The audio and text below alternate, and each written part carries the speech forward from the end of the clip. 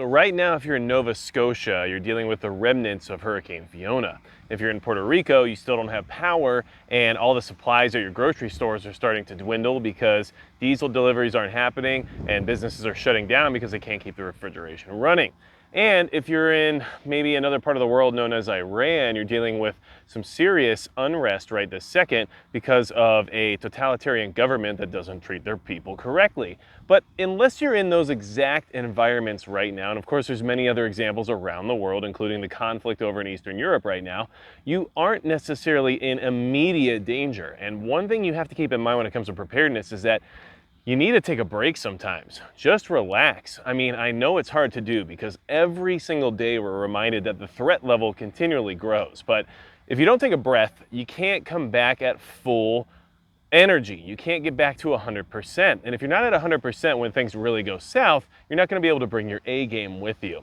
So I know a lot of people comment regularly on the channel like, hey, I know that these preps are important and I know there's things that I still need, but I'm just tired or I'm financially exhausted and I just don't have the ability to do more right this second. And I'm here to tell you that's okay. You need to understand that that is okay sometimes. If you need to just take a break and stop doing things for a little bit, it's totally fine, unless you're in an immediate threat area. And when I say that, what I mean is unless you're in Puerto Rico right now, unless you're in Nova Scotia right now, unless you're in Iran right now, unless you're in Eastern Europe right now, you have some time to take a breather. If you're in those environments right this second, I probably wouldn't take a break. I would probably be working very hard to get back to whatever it is I need to do in order to stay alive and survive that situation. But here, right now where I am, things are relatively calm. So yes, I am still trying to prepare every single day. I'm trying to get ahead in every aspect of my preparedness, but I gotta take a breath sometimes. And if I don't take a breath, I'll run out of energy and I'll lose motivation to really keep moving forward.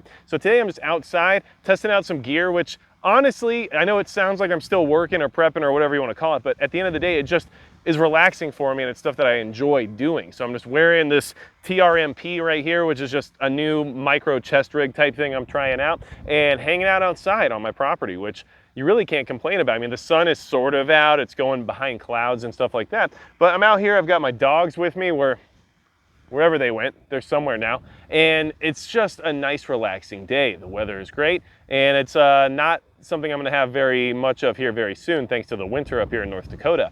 But you have to take a break, and the other thing you really need to understand and keep in mind is that every little bit that you prepare and any preparedness you've done up to this point still puts you so much further ahead than everyone else on the planet. And I'm not talking about like, oh, well, I've only got 2 weeks worth of food, so I'm not really that. No, most people don't even have 2 weeks worth of food. Most people don't watch channels like this one to try to even figure out if they can prepare more or what other options they might have. At the end of the day, the average person, the general population, is literally waiting for an SHTF scenario to happen before they react to it. Nobody's being proactive in this world for the most part. So you're being proactive, which means even if you've only done the bare minimum at this point, you're still so much further ahead than so many people that you should feel pretty good about it. And every once in a while, we need a morale boost. And that morale boost for you right now is knowing that you've done something which is far better than nothing and puts you further ahead than just about everybody else out there.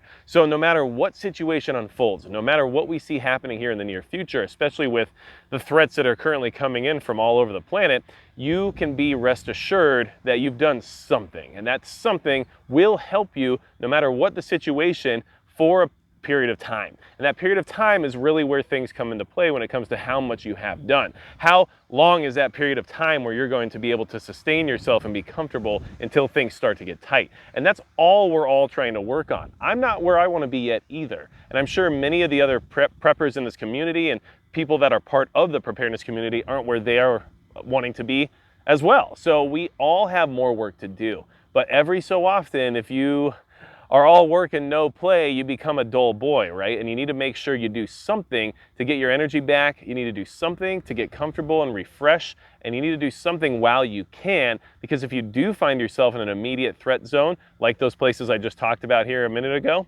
well, you're not gonna have any time to rest at that point, and you're gonna wish you maybe rested a little bit more before that showed up. Hopefully this gives you something to think about. Hopefully this helps you out. And without anything else to say about it, that's gonna be it for Magic Prepper.